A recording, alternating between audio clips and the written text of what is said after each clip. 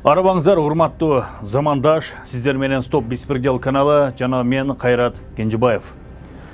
Бүгүнкү берүүбүздө Ош шаарына жакын жайгашкан айыл өкмөттөрүндөгү мыйзамсыз жерлерден сатылышы, чекке берилген жерлердин баасынын асмандап кеткенин, ал эми карапайым калктын жерге жетпей азабын тартып, алданып жаткан жагдайлары тууралуу кенен баяндайбыз. Башкача айтканда, 30 жылдан бери элдин канын мите курттай соргон Оштогу жер мафиясын ачык айкын далилдер менен көрсөтөбүз.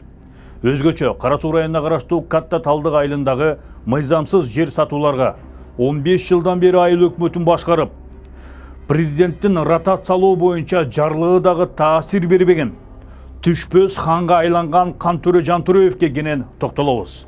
Биз менен бирге болуңуздар, кызыктын баары алдыда. Bunu hiç kanıyorsun. Çimin basam adam. Geldin de gayrı sürete veresin. Mağa ver men. Mağa geldin. Mağa gelsen bana cevap vereyim. Onun mıyzamdı olsa da men. Kızıl kitap kılıp aldı degen. Niçin kılıp ayırıyorsun hazıracı? Kılıp olsun. Niçin kılıp ayırdı pardon. Niçin kılıp ayırdı? Ayıp vereyim mi? Niçin kılıp ayırdı? Aylık ne var? Kosyistem.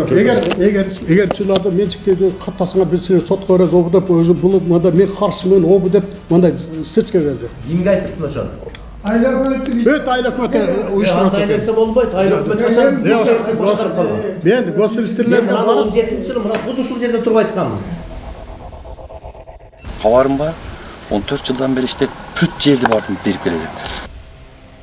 Afarıp etpeysin dep, eğer ne olsa üstüne жазам dep, aylık öte büt bardı şu bularga şunday ukazane verdi.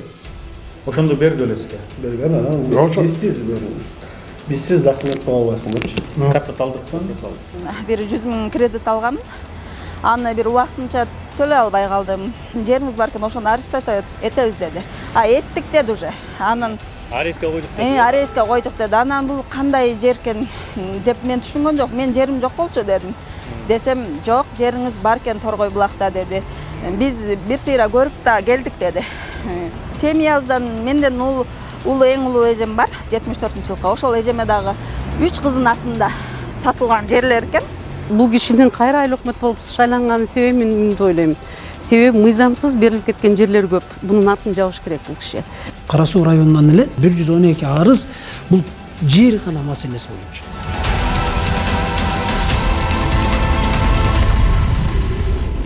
Ош шаарында жана ага жакын жайгашкан айылдардагы эң оорчундуу маселе бул жер көйгөйү.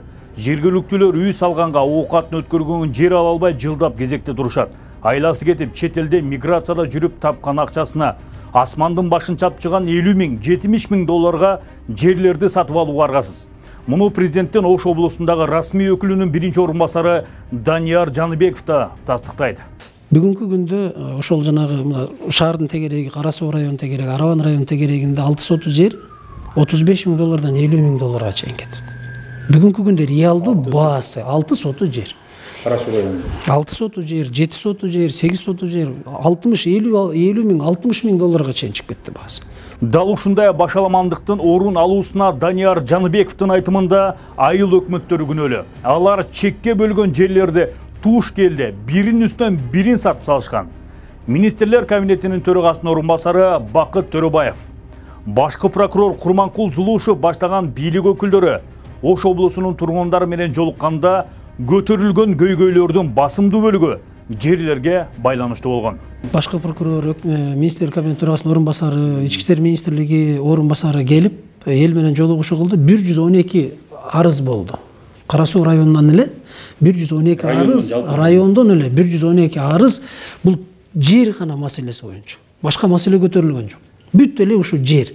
Биринин үстүнө бирин сатканда эми буга чейинки айыл өкмөт, буга чейинкилердин ошол баягы мурдагылардын абийириндеги нерсе да бул биринин үстүнө бирин сатып салган. Бүт районду же аймакты айтууга убакыт жетпейт. Анықтан Кара Суу районуна караштуу Катта Талдык айылындагы жер көйгөйлөрүнө токтолобуз.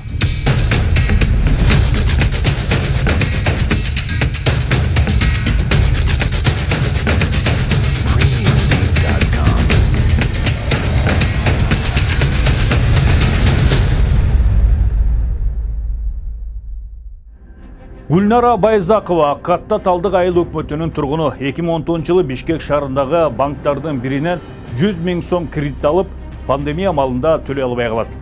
Кийинчерээк алган насыясын төлөгөнү банкка барганда ал жактан анын Катта Талдык айыл өкмөтүндөгү жери ареске түшкөнүн кабарлашкан. Bir 100 000 кредит алганмын. Аны bir убактынча төлөй албай калдым. Анын арасынан bir 6 ай 7 ай өткөндөн кийин ошо кредит банкка арыз түшүрүп, кайра башкадан ушул айдан баштап төлөйүн деп барганмын. Ал жерден айтты, сиз эми будан улансаңыз дале болот, бирок ошол эмеси көбөйүп кетет. Ошону кайра төлөйсүз процентин. Эгерде ага ыраазы болбосоңуз, сиздин жериңиз бар экен, ошону арестовать этебиз деди. Эттик деди уже. Анын Ареске койдук деди. Ареске койдук деди. Анан бул кандай жер экен деп мен түшүнгөн жок. Мен жерим жок болчу дедим. Десем, жок, жериңиз бар экен Торгой булакта деди. Биз бир сыйра көрүп да келдик деди. Анан деп угуп кете бердим. Мындай өзүм эле төлөйм мен дедим. Ал жерди билбейм деле, жок жер болуш керек дедим. Катта Талдыкта өмүрү жери болбогонун айткан Гүлнара Байзакова мындай кабарга көңүл бурган эмес. Андан соң балдарына жөлөк пул алуу үчүн социалдык фондко кайрылат. Бирок Катта Талдык айыл өкмөтүндө жери болгондугуна байланыштуу жөлөк пул берилбей калат. Балдарыма пособие тапшырайын дедим, 5 балам бар. Өзүм квартирада турам. Анан ушул 5 балама барып эме пособие тапшырайын десем, ал жерден паспортту салып көрөт экен компьютерге. Эжеке, сиздин жериңиз бар экен деди. Кандай жер экен десем, ошто жериңиз бар экен деди. Анан болбойбу жер барларга десем, эми карап беребиз, бирок жериңиз бар экен деп эле койду да. Андан үйгө келип ойлондум, анан ушул жерди кандай териштирсем болот деп эжекеме чалдым, эң улуу эжекем ошто турат. Бул окуядан соң Гүлнара айым туугандарына айтып Ошко барып, жеринен териштирүүгө киришет. Кара Суу райондук кадастр мекемеси жердин анык ээси жок эле Гүлнара Байзаковага жер каттап кызыл китебин чыгарган. Кантөрө Жантөрөев башында турган Катта Талдык айыл өкмөтүнүн токтому да бар. Колдорунун баарын болушунча жасалмалышкан. Ансыз келгенсип, ал жер дагы бүтүн бирөөгө сатылып кеткен. Барган күнү эртеси эле Кара Сууга алып барды. Анан госрегистрге бардык. Ушул Байзакова Гүлнара дегендин жери бар экен, ушуну карап бересиңерби деди.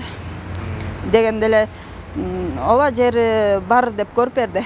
Анан бул кандайча жасалып калды деди эле. Бул кызыл китеп жасалган давно эле деди да. Ошо Google'дан көрсөтүп берди. Ошолго карап эле андан кийин териштирип баштадык. Ошол кабинеттерге көбүнө киргенде буну ким жасады деп бири-бирине териштиргенде бирөөсү айтып калды. Гүлсара деди, Гүлсара деген эже жасалган экен деди. Анан ошондо айтып атышты, ал ким Гүлсара деген ким деп атышты да. Дегенде бул жер куруш кишинин аялы деди. Бул ошон мындан сырткары Катта Талдыкка тиешеси бар. Тиешеси бар экен. Ушул Катта Талдыкка тиешеси бар кишинин эмеси аялы деди. Ошол азыр ошол сиздин жериңиз үчүн башталганда деле катталганда деле айыл өкмөт жана Кантөрө Жантөрөев болду. Катталган жанагы мен арыз түшүрүп, мен атыман бүт жазылган, кол койгондору такыр окшошпойт, бирок ошол жерде кол койгондору Кантөрө Жантөрө дегендер турат. Айыл өкмөтүнүн колдору турат. Менин атыман түшүргөндөрдүн колдору такыр окшошпойт.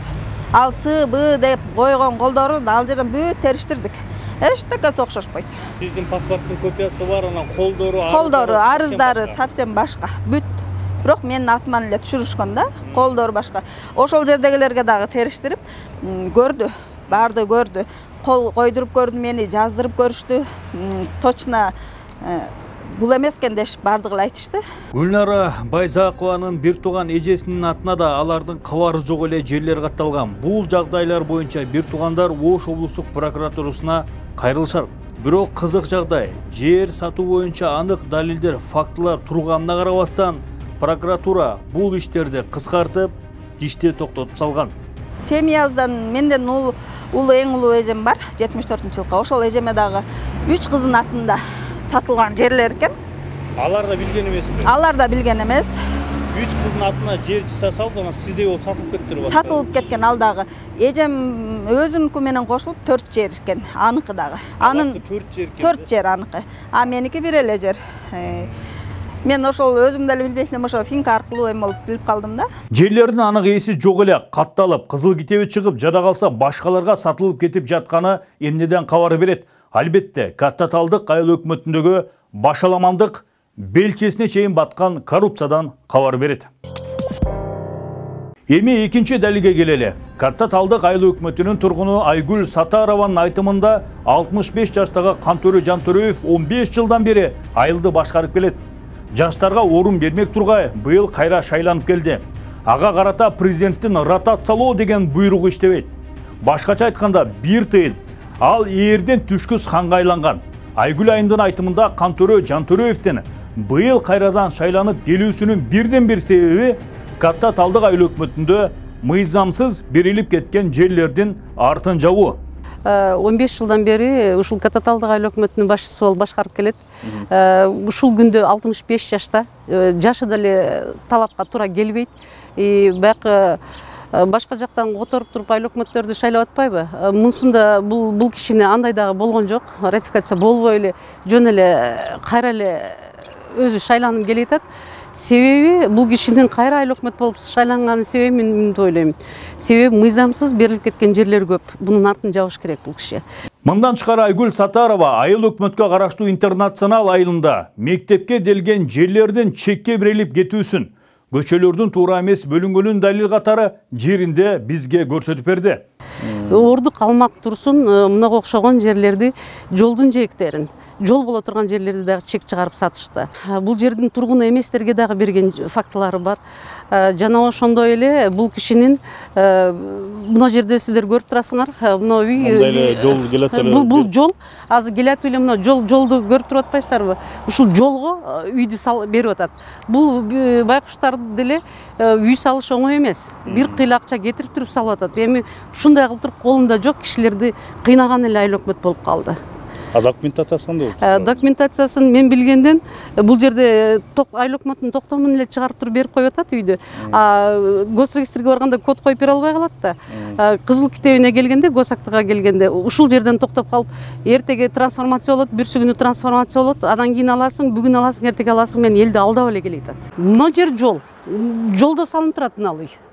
Карабайсыңарбы? Бул жол мына жерден түз кетиш керек. Бул үй жолдо салынып турат. Бул жака кете турган жол ушуну менен жабылып турат. Мындай эле ушундай эле жерди чекке берип койсо, анан эми тегиздеп үйдү салып атышат. Бул жол тууру мындайдан чыгып кете турган жол болуш керек эле. Бул жак жамбоор жер болгон. Бул жерге эчтеке кылганга болбойт, эми көрктөндүрүүгө эле бактарак эгип койсо болуш керек эле. Жана катуу жагында бирдеме болсо көчүп сүрүлүп көчүп кетет. Ар жагы жак. Жок, туура жол болуп чыгып кетиш керек. Онда тет жолго кошулуп кетиш керек. Мындай болуп келгенде үйгө келип туруп калып атат. Бул жагы мыйзамдуу эле акыркы чектер. Мыйзамдуу акыркы чектер. Ушулар менен токтош керек болчу. Мына жол мындайдан жол болуп өтүш керек эле. Келди да бияк чек болуп калды. Бирөөгө чек кылып берип койду дагы жол жабылып калып атат. Катта Талдык айыл өкмөтүнө караштуу Баш Булак айылынын тургуну Акылай Акимбекова дагы айыл жергесиндеги көйгөйлөрдү тынымсыз көтөрүп келет. Акылай айындын айтымында Катта Талдык айыл өкмөтүнүн башчысы Кантөрө Жантөрөев өзүн-өзү шайлап, башкача айтканда жергиликтүү депутаттардын добушун сатып алган. Бизде айыл өкмөтү 15 жылдан бери өзүн-өзү шайлап алып эле, башкача айтканда сатып алып, депутаттарды сатып алып, араптардын үйүн, жалаң туугандарын сатып алып шайланып алган.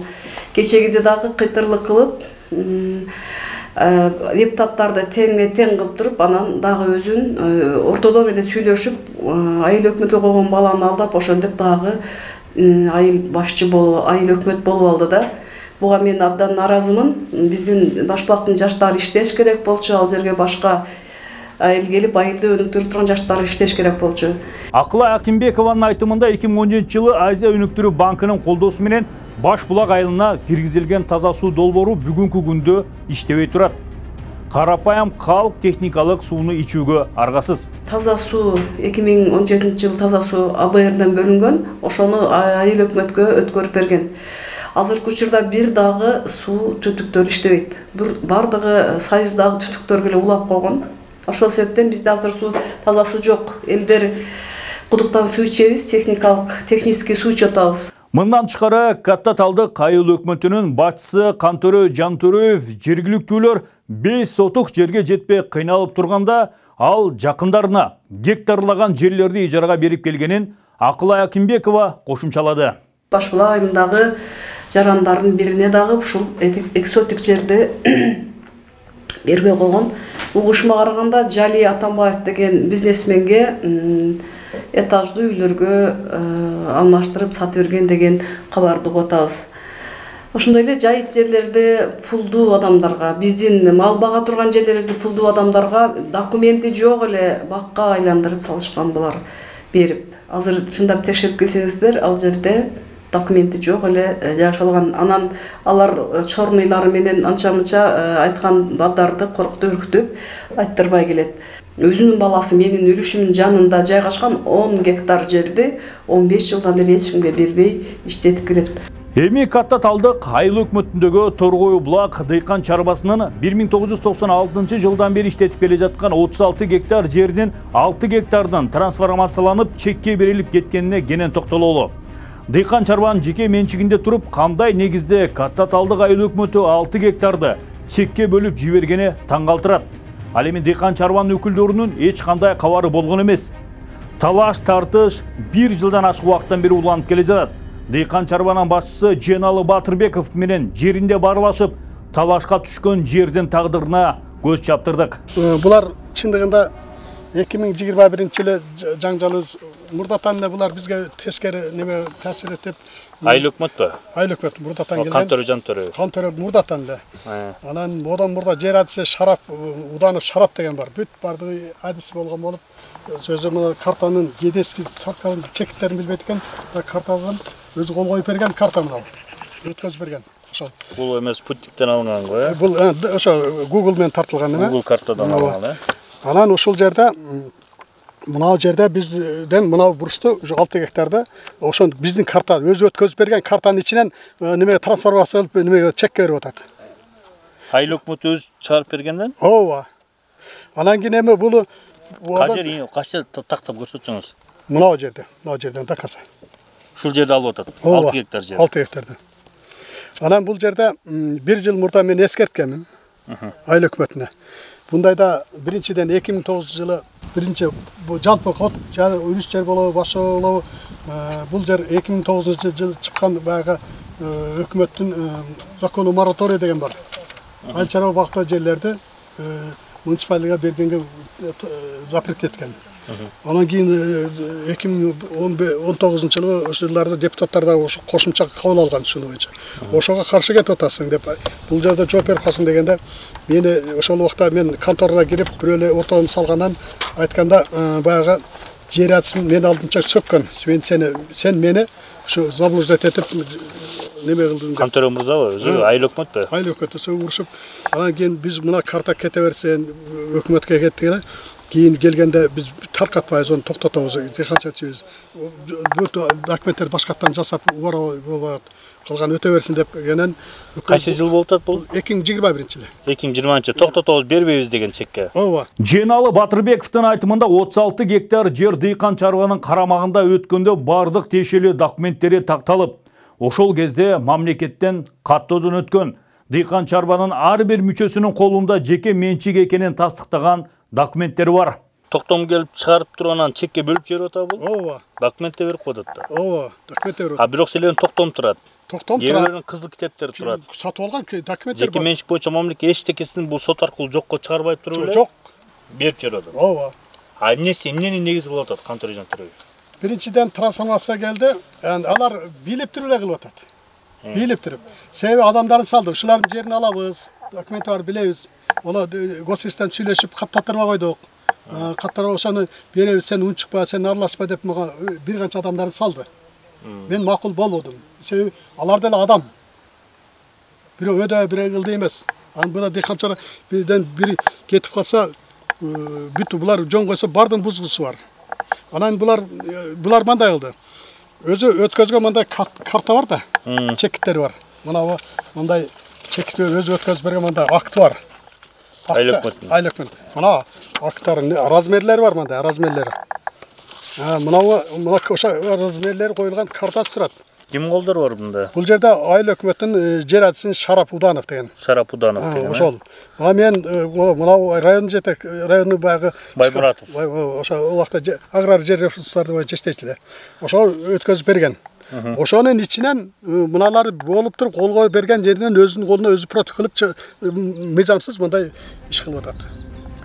Ал эми мамлекеттик каттоо кызматы түптөлгөндөн кийин дыйкан чарбанын 5 мүчөсүнүн жерлерине кызыл китеп дагы берилген. Ал эми калган мүчөлөрү азыркы учурда ала албай жүрүшөт. Себебин Женалы Батырбеков төмөндөгүчө түшүндүрдү.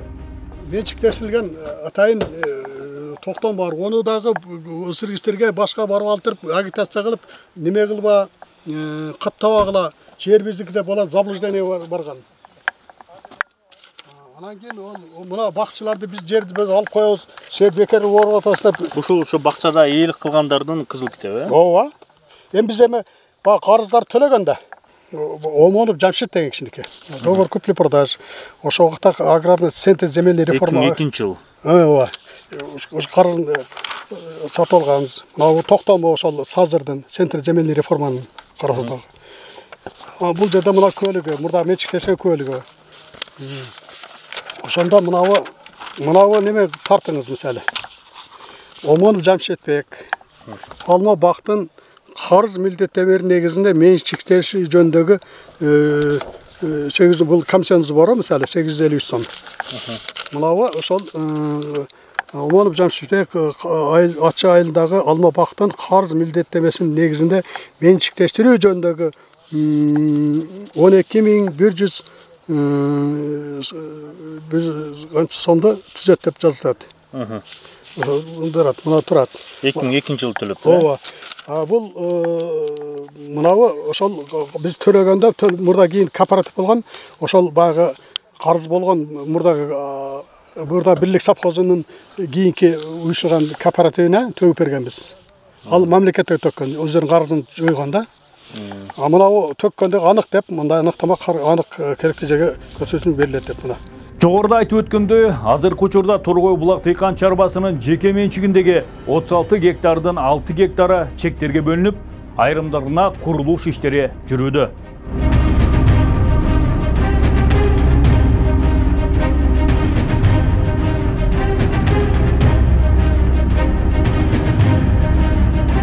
Дал ушул трансформацияга кеткен 6 гектардын ичинен 2 гектардын ээси болгон Ачы айылынын тургуну Тагайбек Омоновго айыл өкмөтү тарабынан эч кандай билдирүү берилген эмес. Анын ополтоодо эмгек, каражат жумшап, маңдай терин төгүп, иштетип, гүлдөтүп жаткан бага учурда талашта. Ушул жерде 36 гектардын ичинен 2 гектар менин багым бар. Анын ичин айыл өкмөтү эч кандай бизге билдирүү бербей туруп, же болбосо силер трансформацияга кетип атат жериңер деп мындай билдирүү бербей туруп эле быйыл эле чыкты, ушул биз трансформацияга тартабыз депчи. Анан биз мына бакты биз мантип көгөртүп келе атабыз. Эми баягы бул жер кайракы жер болуп келет да. Кайракы жер болуп, сууну мотордон бир 2 километр, 3 километр жерден сууну мотор менен чыгарып, анан ушинтип көгөртүп атабыз да.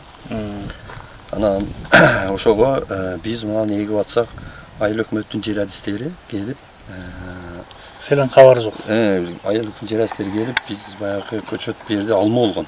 36 гектар чоң алма бак болгон. Алма бак, алма карып, анан чекесинен өзгөртүп, жаңы көчөттөрдү эгип келе атсак, айыл өкмөттүн жер адистери келип, быйыл экпейсиңер, биз муну элге беребиз, трансформация кылып деп эктирбей тосуп келген. Анан быйыл күздө мынтип бизден сурабай эле кечегиде келип эл менен мындайча айтканда айылды экиге бөлүп алды. Бакчыларды бир тарап, элди бир тарап кылып, мындайча айтканда бир айылдагы элдерди бөлүп алды. Анан ошол элди бөлүп, мындайча айтканда эки элди чабыштырып атат. Бир айылды экиге бөлүп алыпчы. Бакчыларды бир тарап кылып, мени элди бир тарап кылып. Кандай бир жерде жер жок, ашыкча жер дейт. Ашыкча жерди жана көрдүңөр, жетекчибиз көрсөттү картаны. Ар жерден, мисалы, ар жерде бар да ашыкча жерлерчи. Ошон үчүн булар жок деп атат. Булар бир катардан алып атат. Ушул катарды эле алып салып атат да, ушул катарды. 6 гектар кум төгүлүп тур монун баарына. Чектер коюлуп тур мына. Мына уже элге берди. Элге берди. Документациясы жасалып калды. Документациясы жасалып, кызыл китептери жасалып, ушуну алып берди. Эми биз айтып атабыз, жок, бул мыйзамсыз кетип атат. Бул кандайдыр бир айыл өкмөттүн кызыкчылыгы бар да. Биз керек акимге чейин бардык. Мына 14-15 жылдан бери иштеп атасың. İşte o da biz nege bunu rotatsiya kılıp aytat. Mındayça aytkanda bu kavarım var. 14 yıldan beri işte бүт жерди барып берип келген. Мисалы мына жакты карагыла. Бул кайсы айыл? Торгой булак деген айыл. Ушул жерден көп болсо 30га жетпеген гана бизде учету бизде. Катталган айыл өкмөт, Ушул жерде бир 30га жетпеген эле адам биздин айыл өкмөттө катталып турат. Калганы бүт башкалар. Эгерде мисалы мен бу жерден жер алсам, учету бияка болуш керек да. Ошол сыяктуу эле чочундарга эле берип келет, чочундарга берип келет, эми ал бизге караңгы. Билбейсиз, маалымат жок. Маалымат жок. Себеби дегенде чочун адамдар, биз таанылган адамдар, анан ушул жерди мындайча айтканда 14 жылдан бери келип, айыл өкмөттүн мындайча айтканда мындай чекке бере турган жери калбады да. Мына адырларды берип бүттү, мына сөк завод дейт. Ошо айыл өкмөткө таандык жерлердин баарын берип бүттү ошондо. Мындайча айтканда берип эле бүттү. Ушул жер калды. Ушул жер калды, ушул 36 гектар жерден ушул жер калды. Ошол үчүн эми бул жерге атака кылды. Биз Торгой булак дыйкан чарбасынын бир катар өкүлдөрү менен биргеликте Катта Талдык айыл өкмөтүнө бардык.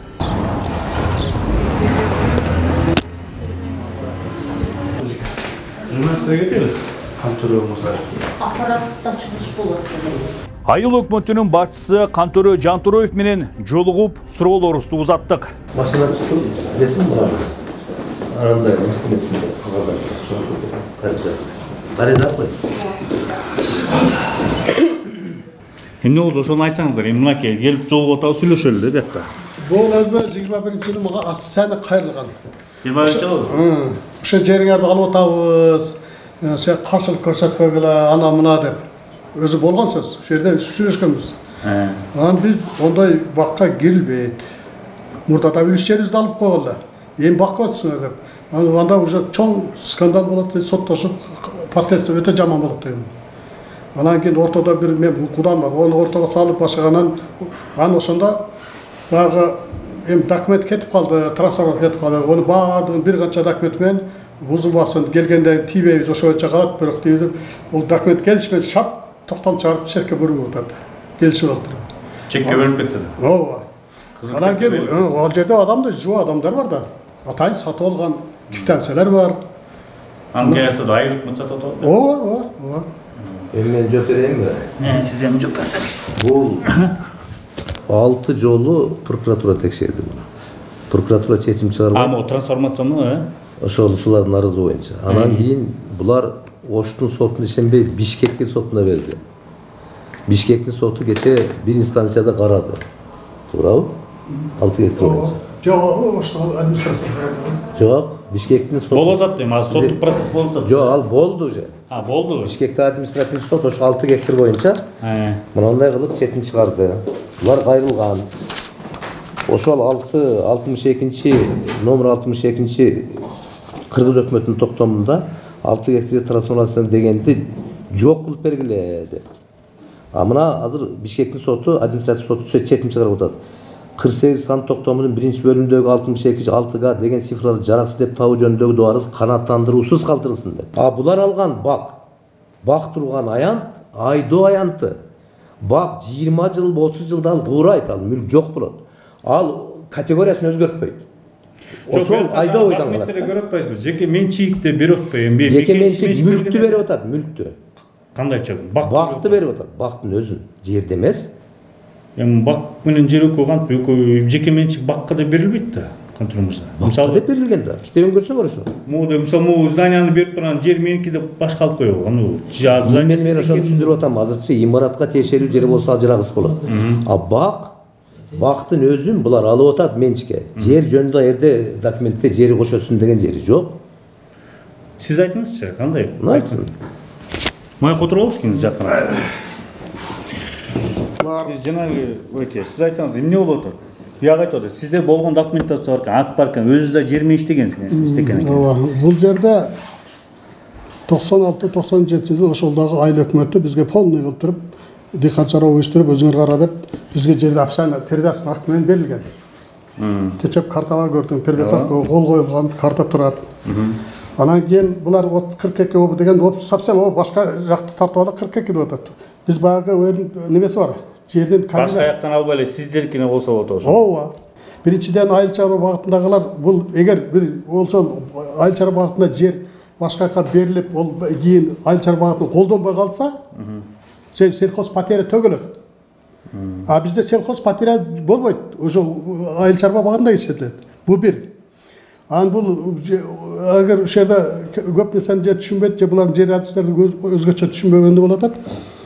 Биз 2002 жылдары атайын багы илгерки колхоз совхоздордун карыздарын жоюу, карыздар милдети төгүү эсебине менчиктештирилген. Менчиктештиргенде мындай дарак менчиктешилбейт.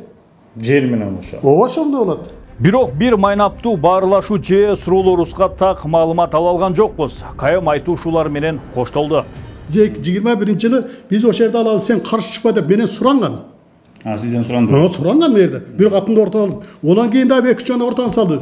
Ал бирөөнүн мүлкү, оям адам деп мен айтканмын. Бирөө мүлкүн кантип бирөө деп, ону жаңгыз бала эч ким болуша албайт, аркасында адамы жок деп неме кылып, мына эч кандай чымын болсо адам. Келдиң да кайра сүйлөтө бересиң. Мага бер, мен мага келдиң. Мага келсең мына жооп берейин. Бул мен жашы 65тен ашты. Мунун өсөр эмес, көлөрүбүз эле калды. 21-жылы жалдырган. Мен өмүрү жалдырган эмесмин мунун алдына барып. Жери да сураган эмесмин. Өмүрү. Жалдырган эмес. Мен 17-жылы мына отурсаң мен сүйлөп атам азыр. Сен сүйлөн жөн турдум мен. 17-жылы мен мына ол жерде айткам кабинетте. Колуңдан келсе, колуң мыйзамдуу болсо документ. Кызыл китеп кылып ал деген. Эмне үчүн кылбай жүрөсүң азырга чейин? Кылып атабыз. Эмне үчүн кылбай атат бардыгын? Эмне үчүн кылбай атат? Айтып берейинби? Эмне үчүн кылбай атат? Айлык неме бар? Госрегистр. Эгер силерди менчиктеди каттасыңар биз сотко беребиз, обу деп, бул мында мен каршымын, обу деп мындай сычка келди. Кимге айтыптын ошону? Мына азыр айлык жарыя болот. Сен далилдеп берген ошончу. Далилдеп берем. Кеттештиресиң. Далилдеп берем. Госрегистр айыл өкмөттүн тили менен иштебейт. Жок, далилдеп берем, бар. Эгер мыйзамдуу болсо госрегистр айласыз кылып берет аны. Айласыз кылып берет. Ошондо стычка болуп, анан кийин бул адамдарды сен айткан 23 адамдын бардыгы кызыл китепти болбой атат. Эмне үчүн? Мен айыл өкмөттүн инициативасымен. Айыл өкмөттүн сен дарак сатып алдың, жер биздики, экпе, деги турбу? Турбу. Мында концертиңерди койгула туугандар. Силер мыйзам мына карап атабы? Анан мен жалдырабыз, мени чакырды, мээрге чыктым, ушу кабинетте сүйлөштүк. Мен бир кудам бар, кудам ортого салып, ошол жерлерди алабыз деди. Биз бул оям адам, менчикте көлү бар, акча төккөн. Мен ондойго барбайм дедим. Азыр ишке тууралуу, ишке прямо ишке тиешелүү бар нерсени айтады. Сен андай кылдың, мындай кылдың, эмне кереги бар? Азыр 3 станцияда сотто каралып атат. Давай каралып бүтсүн. Ким күнөөлүү болсо жооп берет. Сен эми келип алып эле телевидение чыгарып мындай берсең эле мен күнөөлүү болуп калбайм. Эгер мыйзам действительно Жантүрөев күнөөлүү десе мен тартам азабынанчы. Сен ойлонбага. Анан кийин мен азырга чейин Госрегистрдин директоруна айттым, жети иштеп берипсиңер. Эмне үчүн калган бербейсиңер? Эмне дейт алар Госрегистр? Бере албайбыз деди азыр. Бербейсиңер, бере албайбыз деди. Эмнеге бере албайсың? Бере албайбыз биз, азыр бере албайбыз. Бул кандайдыр сөбөтүнү берип кеткен, мыйзамсыз. Эмнеге мурда берип кеткен азыр да? Эмнеге мурда? Аны өзүнөн сурайсың да. Сиз көрүп ошак кызычуу проблема болуп анан эмне үчүн буларга бешөөнү берилген дагы калганына берилбей кеткен? Аны өзүнөн сурайсың да. Мен Госрегистрдин директору эмесмин. Жок, сиз айылып кетти, билесиз, ошо. Мен айтып атпайм, мен бирөө үчүн жооп бербейм да. Барып сурай бергиле ошону. Маалыматыңыз жок анда, Маалыматым жок анда. Сиз кошумчаңыз барбы аны? Кошумча бар, официальный. Сиз айылып мына аксакал. Мына барды. Мен өзүңүз айтып бересизчи. Бар, расуд келди, Сиз каттоо кызматына бардыңыз да? Барды, барып неме кылып, айыл өкмөтү каршы чыгып атат, бул жазат деп, буну неме кылган үчүн мен дагы мени сүйлөйт, обу деп бул ар түрдүү айткан үчүн бул берки жасап бербей койду буга. Эми мындайда мен мисалы эгердечи менин айтканыма көнбөй коюп, жасабай койгон бул кылмыш. А мыйзамдуу нерсени жасабай койгон. Вот ошо кылмыш. Биз кимне үчүн берди? Эмне үчүн берди? Карабайсыңбы? Сен азыр көт алдың да. Барып айтпайсың го, мынауну бердиң. Эмне үчүн муну бербей атасың деп айтпайсыңбы? Ошондой дегенде айыл өкмөтү уюштуруп андай нерсе болбойт. Айыл өкмөтү качан мен госрегистрлерге барып 17-жылы мына бут ушул жерде туруп айтканмын. Калган китебиңди кылып алдың азыр мыйзамдуу болсо. Багасы бар. Бияка болуптур деп кылып ал дейт. Наракка барып туруп бүт бер сен кылсаң, мындагы сен сотко беребиз деп туруп болот, коркутуп, олар коркуп неме кылып шантаж кылгандан жасабай келди. Аксакал, сиз жакына келип койсуз. Бул эмне болду сиз? Эмне дедиңиз эле? Мен аракет кылдым, мен өзүм мен дагы чуркадым. Айтышты, айыл өкмөтүнөн келип атат, каршы чыгып атат деген сөздү айтты. Мен кимиси айтты, кимиси барды, мүмкүн айылдан эле барыштыбы, мен билбейм да чындыгындачы. Мындан тышкары биз Баш булак айылынын тургуну Акылай Акимбекованын айткан суу маселесин да көтөрдүк. Бирок Баш булак айылынын башчысы Алмаз Тукуев баары жайында экенин билдирди. Анын айтымында Баш булак айылында таза суу эч кандай үзгүлтүүгө учурабай эле иштеп жатат. Дагы бир суроо бар эле, суу боюнча маселе бар экен да, ошол суу кайсы айылда дедиңиздер? Баш булакта да. Бул Баш булакта бир суу боюнча 36 чыкпайт экен. Мына көрдүңбү, мен айтып атам го, үчөө бир команда болуп сага айрылган адвокатынын эмес идеясы менен сен келип атасың да. Мен айтып коеюн. Караш айтып берейин. АБРдин каржылоосунда 35 миллион долларлык проект болгон. Доллар 2001 жылы. Мен 2010 болдум. 2009 жылга чейин прием болуп бүткөн. Биринчиси, экинчиси 12 миллион доллар Каратай Нариман айыл өкмөтүнө, 23 миллион Баш булак айыл өкмөтүнө Каттаталдыктын айылына. Муну общественный комиссия түзүлүп, бардыгы иштеп, бүтүп, приемка болгон. АБР тендерди өзү өткөзөт. АБРди прокуратура текшере албайт экен. Мен айттым кече булар аздангандан кийин. Прокуратурадан сурандым. АБРдин офисине кайрылып туруп, документтерди алып туруп, жантөрөп жеген жерди таап бергиле деди. Десем биз аны текшере албайбыз, бей өкмөт уюму деди. Текшере албасаңар эмес араз болгула дедим. Азыр булар тендерди өзү тандаган, Интерпланета деген ишкана иштеген экен. АБР өзү тандаган. АБР өзү тандайт, өзү приемка кылат. Бүтүп, пайдалан деп сопууга берет айыл өкмөтүнүн, ошо айылдагычы. Юлдашев Ахмат деген киши өткөзүп алган экен ошолорду. Ал сиз айыл өкмөт эмессиз? Мен 10 жыл болдум өкмөт. Анан кантип мен 1,5 миллион жеп коем билбейм да. Бүтпөгөндөн сен бирок силе кабыл кыласыңар да. Кабылды АБР өзү алат аны. Жок, айыл өкмөтү хазайынчы. Вообще түшүндүм жок экен суу боюнчачы. Сен түшүнүп турсаң, угуп турсаң, мен сага аз түшүндүрдүм кыргызча. АБР тендер өткөзүп, подрядчыдан подряд бүтүп, подрядчыдан өзү кабыл алат. Кабыл алгандан кийин сопууга өткөзүп берет. Ал убакта айыл өкмөттүн балансында эмес эле. Суу иштеп атабы? Иштеп атат, азыр күндө эл ичип атат, кече барып, көрүп, неме кылышкан. Ар 4 ай, 5 айда хлор салып, эл иштеп атат. Мен айыл башчымын, башка. Иштебей атат. Ким неме кылат? Бул берде жашабайт өзүчү. Бул кишинин биздин сууга тиешеси да жок да. Бирок иштеп атат суу. Суу иштеп атат. Мен күнү саат 5тен 7ге чейин агат. Анан бул киши биздин резервуарга Торгой булактан келип алып кандай неме кылат билбейм. Бирок Баш булак айылынын тургуну Акылай Акимбекова келтирген видео далилдерде баары кашкайып көрдүм турат.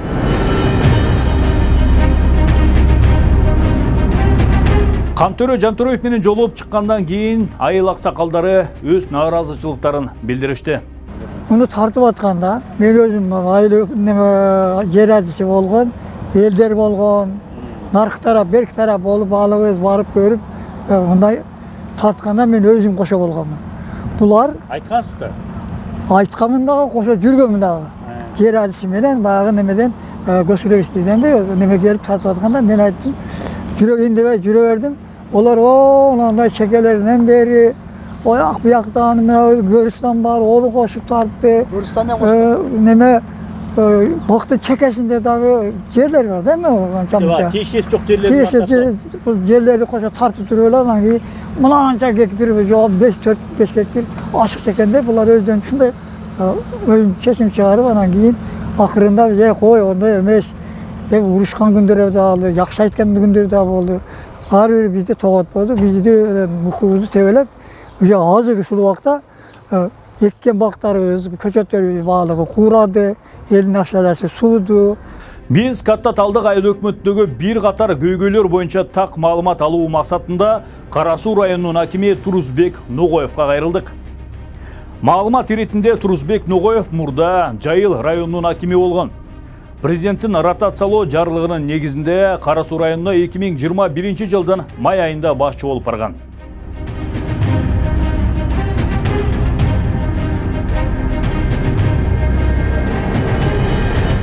Турузбек Ногоевга Каттаталдык өкмөтүндөгү жерлердин жең ичинен сатылышы жана Торгой булак дыйкан чарбасынын 6 гектар жердин чекке берилип кетүүсү боюнча суроолорду бердик.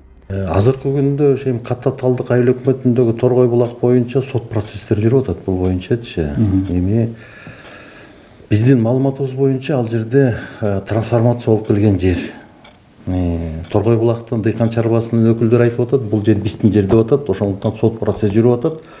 Акыркы чекитти бул жерден эми сот өзүнүн чекитин коет бул жерденчи. Андан тышкары эми ал жердин берилип атканда ар бир айыл өкмөтүндө жер комиссиясы бар атайын. Ушул чек маселесин чече турганда Торгой булак дыйкан чарбасынын өкүлдөрүнүн айтышы боюнча сиздин буйругуңуз менен баягы биринчи ызычы болгондон кийин сиздин буйрук менен ошо берилип кеткен элдерге деп атат. Ошондо буйрук болду белесиздер? Эч кандай буйрук болгон эмес андай. Комиссия түзүлгөн да ошондон кийин. Бияктан комиссия жерине барып чыгып караган. Бирок сот менен гана чечилген эле маселе болуп калган ал жердечи. Анан биз ал жерди мисалы тиге бер же буруга бар деп биз айта албайбыз аны. Айыл өкмөт башчысы кагаздары менен көрсөтүп атат, бул биздин жер деп атат да, муниципалдык жер, трансформация болгон. Жерде эле документтер бар турбайбы? Жеке менчик тууралуу, кызыл китептер бар. Ошон үчүн баягы сот процесси болуп атат да. Биз кандай болбосун чындыгына чыгышыбыз керек. Мен райондун акими катары сот процесстерине мен киргише албайм. Акимдин баамында Кара Суу районунда чек маселеси өтө курч турат. Көп жерлерге токтомдор 2000ден 2015-жылдар аралыгы чыгып кеткен, бирок токтом болгону менен жер жок. Чек маселесине көбүнчө бизде азыр токтомдордун чыгып кеткени 2002-жылдан баштап 2015-ке чейин көп токтомдор чыгып кеткен да, чын айткандачы. Туура эмес токтомдор, же бар эле туура? Туура эмес, бул жерде токтом бар, бирок жер жок да. Токтом бар, жер жок. Жер жок да, мисалы. Эми токтомго деле жазылыш керек да, баланча контурдан, баланча мөдөн берилиш керек деп. Жалпы жөн эле токтом чыгып калган да, ошондуктан ушундай маселебиз бар. Аны мен айта албайм, аны үчүн аны териштиришибиз керек да, жеринен чыгыпчы. Эң кызыгы, акимчилик тарабынан быйылкы жылга Кара Суу районунан Катта Талдык айыл өкмөтү мыкты айыл өкмөт сынагына көрсөтүлгөн. Бирок көйгөй чаштан көп Катта Талдык айыл өкмөтүн район боюнча сынакка көрсөтүп жатканына биз чындыгында түшүнгөн жокпуз. Бул республикалык деңгээлдеги сынак тоолуу аймактардын арасында деген конкурска койгонбуз Катта Талдык айыл өкмөтү. Кара Суудан ошо Катта Талдык. Катта Талдык айыл өкмөтүн биз көрсөткөнбүз. Ага эмне себеп көрсөткөнгө критерийлер барбы? Ошол жерде критерий бар, биз кылынып аткан иштер боюнча көрсөтөбүз да. Мисалы мектептердин салынышы боюнча, ошол эле бала бакчалардын салынышы боюнча, ошол жердеги социалдык экономикалык көрсөткүчтөр боюнча. Анан ошонун негизинде бул жанагы тоолуу аймактардын арасындагы айыл өкмөттөрдүн сынагына көрсөтүлгөн бул айыл өкмөт. Анан эгерде мисалы мыйзамсыз иштер болсо, аны тиешелүү органдар ага баа бериш керек да эгерде. Чыркырап чындык издеген Торгой булак дыйкан чарбасынын өкүлдөрү менен биз райондук кадастр мекемесине да баш бактык. Ал жактан Катта Талдык айыл өкмөтүн көзөмөлдөгөн адис Расул Жамшутов менен барлаштык. Анын айтымында жерди өлчөгөндө 36 гектар эмес 48 гектар чыгыптыр. Дал ушул жерден 6 гектар жер трансформацияга берилген. Ал жерге эч кандай тиешеси жок экен. 36 гектар отдельно болот дагы. Бул жерде 6 гектар отдельно болот. 6 гектар 36 гектардын ичине кирбейт. Бул жерде кирбейт деп өздөрү дагы кол коюп келген съемкасы бар. 36 гектарды биз барып ал жерди на место такканбызда 48 гектар чыккан общий. Ошонун негизинде анан бул туура эмес тартып болсоңор кирип кеткен деп атпайбы? Анан олар бизге кайсы жак жеңсе дагы биз документально карап туруп иш кылабыз да. Силер уже берип койдуңарбы кызыл китеп? Эми ол баягы 36 гектардын ичинен кирбейт атты ал. Кирбейт деп өздөрү башта дагы кол коюп берген, съемкасында өздөрүнө жүрөт. Бул ишти сотто карап атышат. Биз Торгой булак дыйкан чарбасынын мүчөлөрүнүн 5-өөнө кызыл китеп берилип, калганына берилбей жатканын сурадык. Кадастр мекемеси болсо айыл өкмөтүнүн уруксаты жок кызыл китеп бере албай тургандыгын билдирди. Айыл өкмөтү менен кадастр ишти бири-бирине оодарып жатканына күбө болдук. Как жакшы келип калдыңыз да? Сау болуңуз. Ал отурбасаңыз болот да.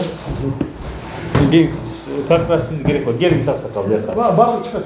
Кимдер бар ошону чакырсаңыздар. Мынакей бул кураторуңуздар экен. Ооба.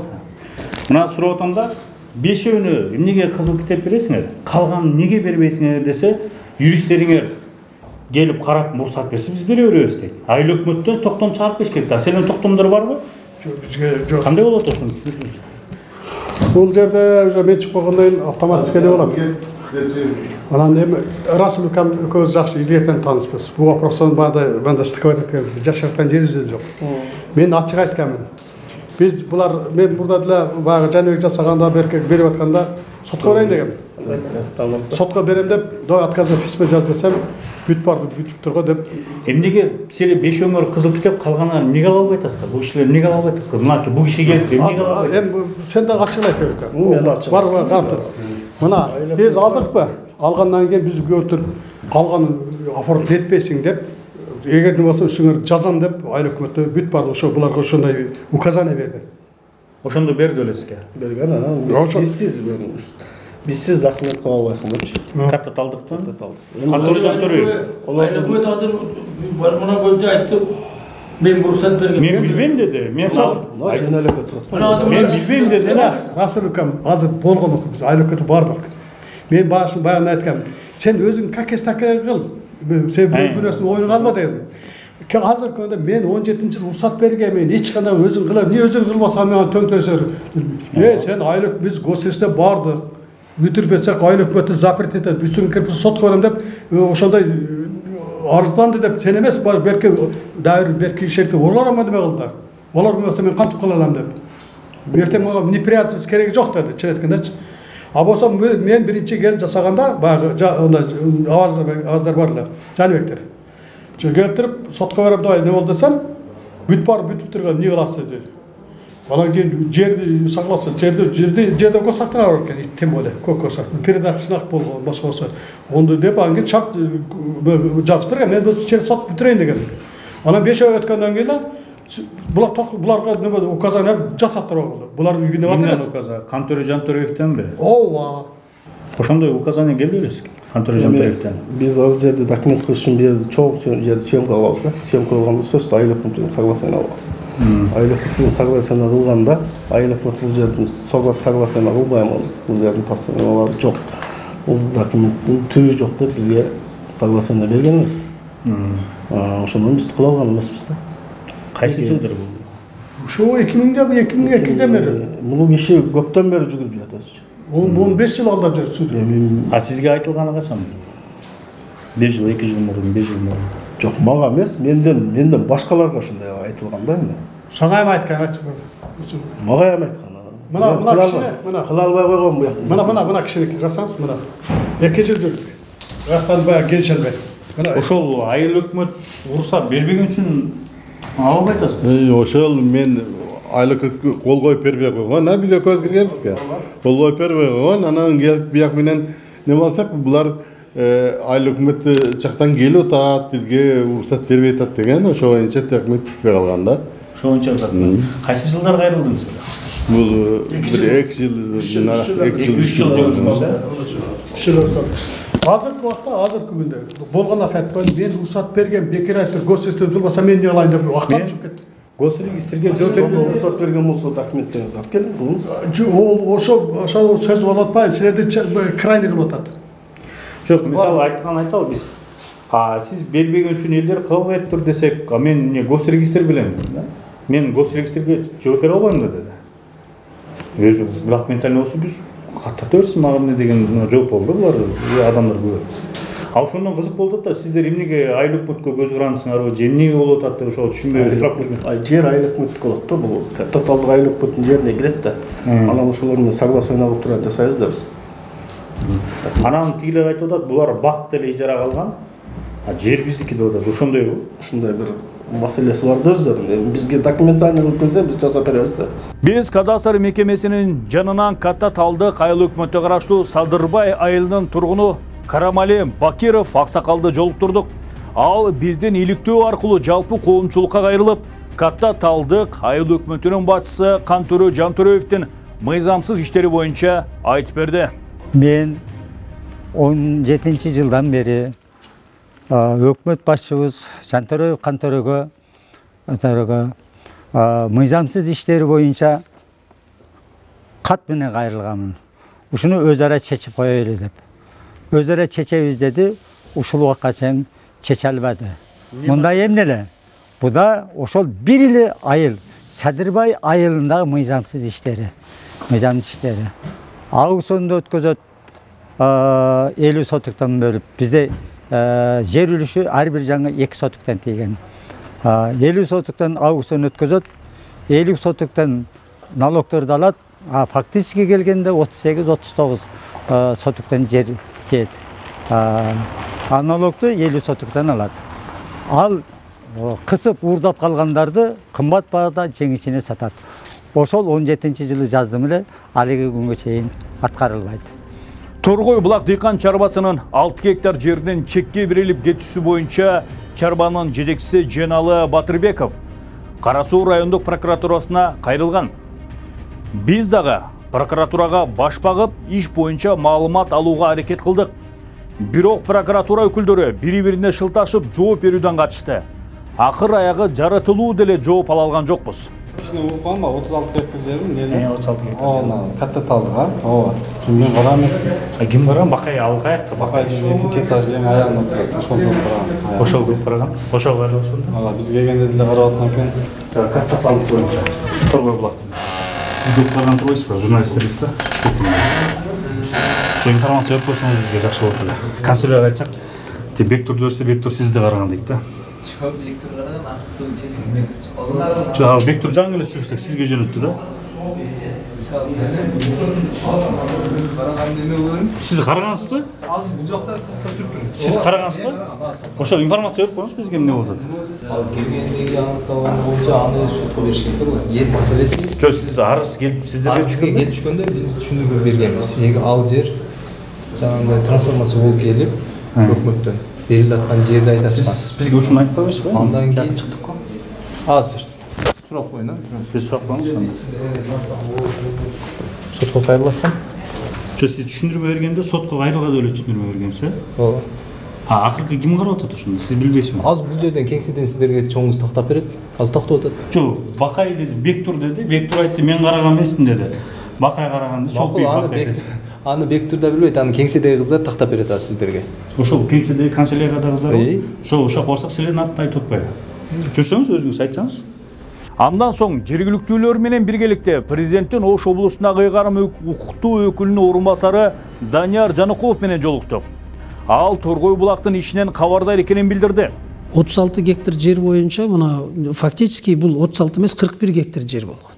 Бул баягы кооператив болуп көп жылдык бак өсүмдүктөрү болгон, бак дарактар көп жылдык.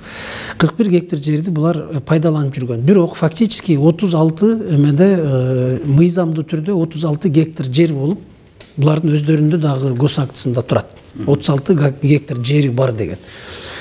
Анан муну кайра топосъемка кылдырып, архитектура менен, госрегистр менен бардыгын текшерип чыкканда 5 гектар жер ал жерден ашык чыккан. Баягы 36-дан. 36-дан тышкары. 36-дан тышкары. Бул картасы дагы бар, госрегистрде бүт контурлар менен бөлүнүп берилген. Анан 36-дан тышкары чыккан 5 гектар жерди булардан айыл өкмөтү алгандагы трансформацияга берген. Бүгүнкү күндө ал жер трансформацияланган жер. Данияр Жаныкуловдун баамында да катта талдык айыл өкмөтүнүн аракеттери мыйзамдуу жана дыйкан чарбанын 36 гектардан тышкаркы жерлер трансформацияланып чекке берилген. Келиңиздер. Ассаламу алейкум. Кандайсыздар? Жакшысыздарбы? Келиңиздер. Эми сиздерде туура эмес жерден трансформация болуп койгон ошондо? Сиз айтуучу боюнча. Бул жок. Жана чекке берилген жерлер болуп турат, маселе ошондо көтөрсөңүз, табы тогуу. Ошол буларга биз башка жерлерде буларды алдап атат да. Биз фактически бар координаттарын коюп көргөндө именно биздин жердин үстүнөн чыгып атат. Кайсынысы? Биздин картанын үстүнөнчү. Эми сиздерде 36 гектар жер өзүңүздөрдө туруп атпайбы бүгүн карта менен? Анан эмне деп атасыздар? Эми ошол 36 гектардын ичинде түшүп атат булар. 5 гектарбы жана трансформация? Андай эмес. Азыр мындай кылалы, сиздердики азыр сотто туруп атат да. Туурабы? Сот качанка коюлду? Азыр 7-8 эле болуп да. Сот чечимин чыгарсын. Соттун чечими чыккандан кийин биз ал жерге териштөө кылабыз. Барып туруп жеринде ошол жанагы госрегистрдин картасы башканын бүт бардыгын алып барып ошол жеринде көрсөтөбүз. Кайсыл жерден кеткен? 36 гектар жер сиздердики кайсыл картада турат, 5 гектар жанагы кеткен жер кайсыл жерде турат. Анан ошонун негизинде чечим чыгат. Азыр мындай да соттун чечими чыгыш керек. Бүгін иш сотто тургандан кийин мен дагы губернатор дагы чындыгын айталы, мыйзам ушундай. Президентибиз баш болуп дагы сотко эмеге кийлигише албайт. Анан азыр эми аны баягында эле сүйлөшкөнбүз келгениңиздер, туурабы? Сот бүтсүн, чечим чыкса биз баралы деп. Бизден түз башка карта деп, заблуждать этип, андык болгону уже далилденип, уже далилдедик. Эгерде соттун чечими ошолордун бүт бардыгы туура эмес түзүлгөн, карта туура эмес эле кеткен деген маселе, жанагы Бишкекте трансформация болгон жер туура эмес эле ошол 36-нын ичинде болгон деген маселе менен соттун чечими чыкса, ал дагы өзүнүн ордуна келет. Мыйзам кандай чечет, ошону менен такталат, бүтөт. А бүгүнкү күндөгү эки жактын тең чындыгы өзүндө турат. Ортодо муну чече турган мыйзамдуу гана жолу соттун чечими. Ошого келелик болду. Биздин журналисттик топ аймактагы карапайым калктын камын ойлоп, алардын чыркыра бийликке жеткире албай жаткан чындыктарын жыйнап, коомчулукка көрсөтүп бердик. Ал эми өзүңүздөр күбө болгондой, бийлик өкүлдөрүнүн, башкача айтканда, айыл өкмөттөн баштап, акими, губернатору, прокуратурасы, мамлекеттик каттоо кызматынын жооптору коёндой окшош болду. Азыр болсо, жергиликтүүлөрдүн бул көйгөйлөрү кандай чечилет, бул сотко көз каранды. Тараза ташы кайсыл жакка койт, азырынча белгисиз. Бирок биз Кара Суу районуна караштуу Катта Талдык айылындагы жер талаш маселелерин көзөмөлдөп турабыз. Алдыда кандай жаңылыктар болот, аларды чыгарганга аракет кылабыз. Сиздер менен Стоп Беспредел Кайрат Кенжебаев болду. Саламатта калыңыздар.